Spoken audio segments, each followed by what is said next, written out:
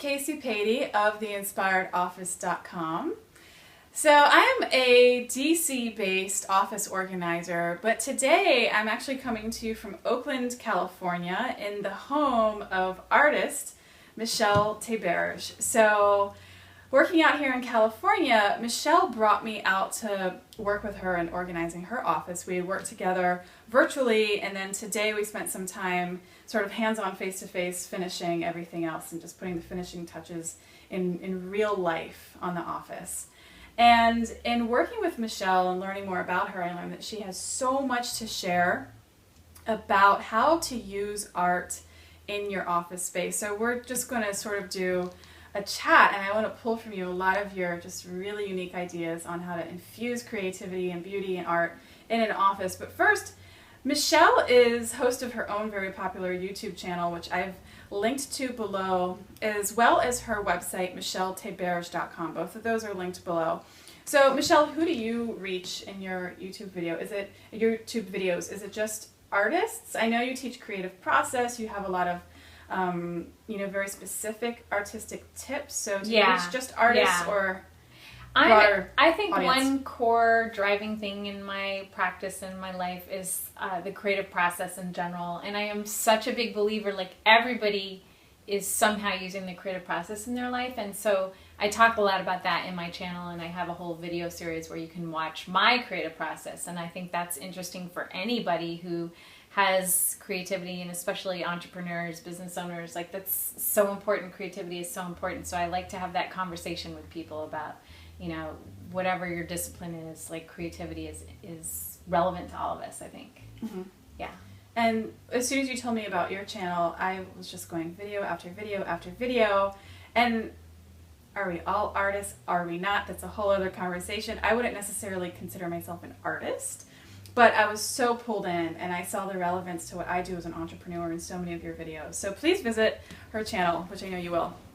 So again, we're here to specifically talk about how to use art in an office. So what is your sort of first number one thing you want everybody at home to know? I guess a starting point, would be, I really feel like art can very much transform a space and enliven a space. And if people are trying to figure out what to get, or people are sort of not used to buying art, is to just starting point, how do you want to feel in that space? How do you want to feel when you go into that space in the morning and begin working? And why are you working? Mm-hmm. So that I think is a big thing. I think that can kind of motivate. I mean, a lot of people do this. They'll have the pictures of, their family, their loved ones, or their lake house, or whatever, Right. what it is that motivates them and inspires them, or a hobby or something. So I think that's a good starting point.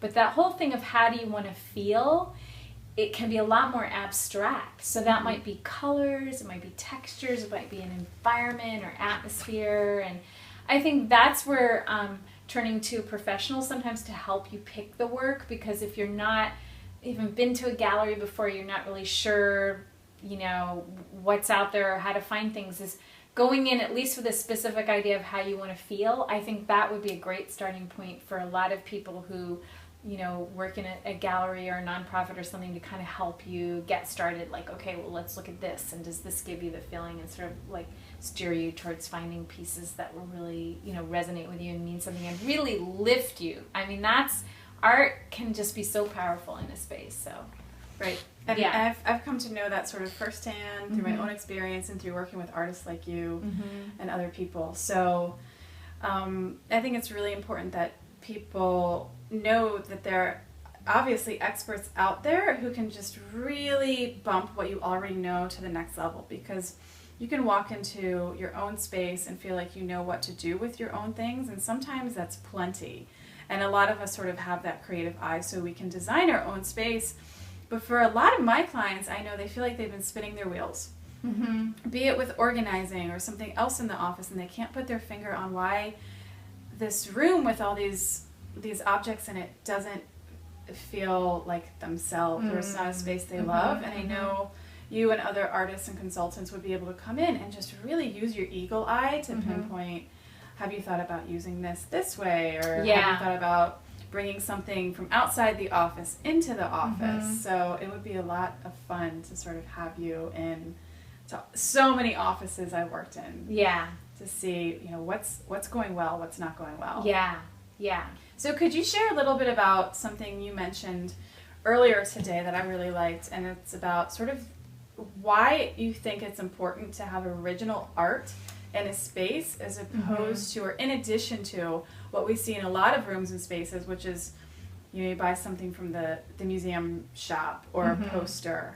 So why do you feel so strongly about original work? Yeah, so it's just something that you kind of feel is like original work it brings vitality to a space and life to a space in the way that a poster or print doesn't. It's a reproduction.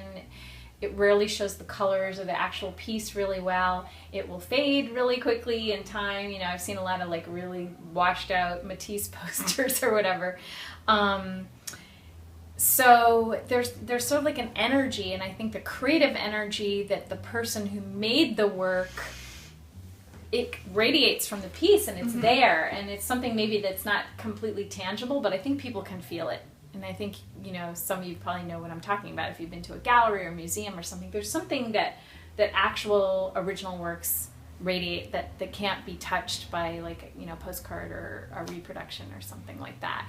And I want to say, a lot of people think, oh, original art, like, I don't have the budget. And there are so many affordable ways to get art these days. And first of all, there's the internet, and one of my favorite sites is Etsy. There's a lot of original art there.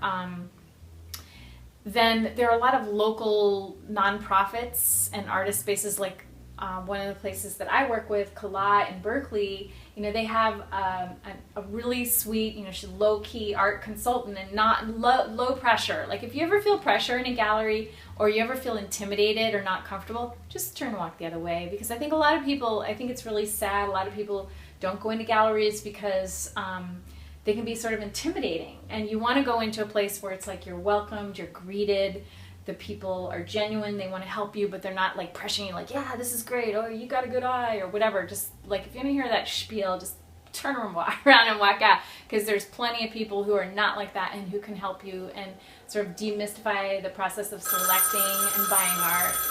Okay, so that is just like the perfect segue into the next question, which is, do you think once somebody takes all of this time and attention, be it theirs or they work with a consultant to get everything on the walls just right, exactly where it sort of flows and everything feels good, would you keep it that way, or is it okay to kind of play with it until you get it right? Should everything stay where it is, or what's your take on rotating work? Yeah, I'm big on rotating work, because I think we've all had this experience where you put something up and 6 months down the road, it's become wallpaper. You don't even see it anymore. It's not serving you any longer if you don't see it. It's just been there too long. So, you know, I love the Japanese custom, I've heard, like, of rotating things. Like, they might have a display area and put different art for different seasons or different kind of flower arrangements or whatever. And I think that, again, enlivens your space, gives you fresh energy. You know, it's like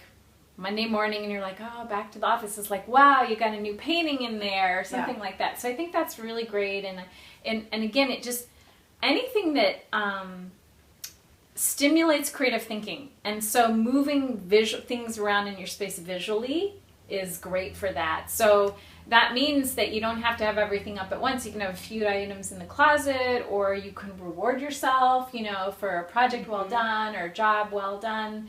You can say, okay, when I get, you know, paid by this client, I'm going to, you know, put this percentage and buy myself a new art piece or something, or a new little sculpture. That's another thing too. I think a lot of people think really 2D only, but there's a lot of like small sculpture that can fit in a small office space, maybe on a bookshelf or a desk or something. And that also can kind of enliven your space and kind of stimulate you a little bit. So. And I'm a big fan, and I'm sure you are too, of mixing high and low end. So a lot of people, like you just said, they hear art and you think, you know, this majestic painting on the wall. But I love it when I go into an office and somebody, as they're giving me a tour, they say, you know what, this seems ridiculous, but this pencil cup is this beautiful brass thing I bought at the MoMA in New York, and this brass pencil cup cost $99 or so. I'm all for it. The more beautiful your objects, the more likely you are to use them. And then that beauty just infuses the space with this really wonderful feeling of attention and care. So there's wall art, there's 3D sculpture, but then there's actually treating your functional objects as art too.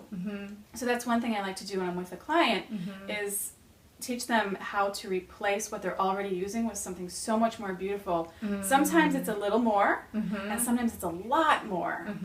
But also in the long run, sometimes it saves you money, because that's going to be the last brass pencil cup that client ever buys. Yeah. And something that I liked was about how you explain the importance of rearranging the visual pieces in an office just to kind of keep it fresh and alive. When I walk into a client's office for the first time, my eye immediately starts seeing alternate room arrangements. And sometimes it's just a matter of, choosing 6 of one over half dozen of another. And sometimes we're just rearranging for rearrangement's sake.